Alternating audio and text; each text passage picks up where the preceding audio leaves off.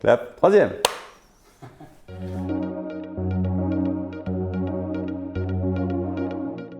Je suis VP Sales de Widely. Je suis un commerçant qui travaille pour des commerçants. Du chiffre d'affaires, du chiffre d'affaires et du chiffre d'affaires. Et en ce qui nous concerne, c'est ramener le maximum de monde dans leur magasin. C'est tout ce qui est enseigne à réseau, que ce soit des grandes surfaces alimentaires, de la distribution spécialisée, de la restauration, des concessions automobiles, des agences immobilières, etc. etc.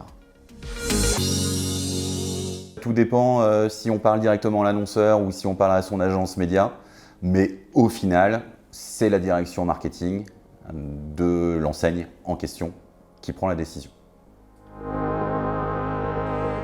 Les KPI sont en fonction des objectifs. On va parfois parler de drive to store, de génération de trafic, et donc là on va plutôt parler de visite in-store. On va également parler de branding local, donc là notre capacité à assurer de la visibilité dans la zone de chalandise du magasin. Et puis aussi tout ce qui va être digitalisation de prospectus, où là on va être encore sur d'autres KPI. Et puis aussi sur du click and collect ou du drive, donc là une logique un peu plus e-commerce, où on va encore avoir d'autres KPI. KPI dépend de l'objectif de la campagne.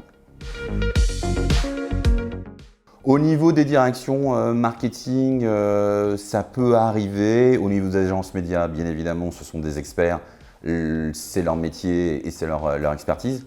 En revanche, quand on descend au niveau des directeurs de magasins, et bien là, le digital, effectivement, est beaucoup plus abstrait.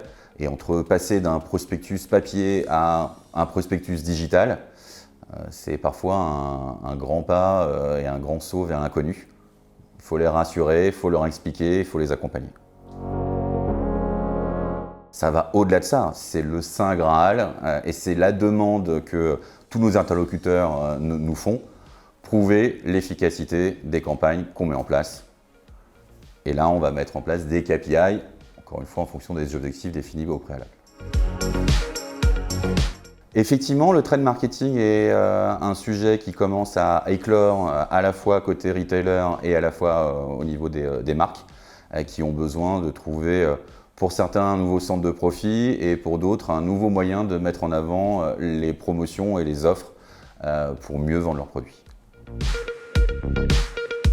Oui, marché effectivement en pleine évolution qui nécessite de rentrer vraiment dans les enjeux business de chacun de nos clients.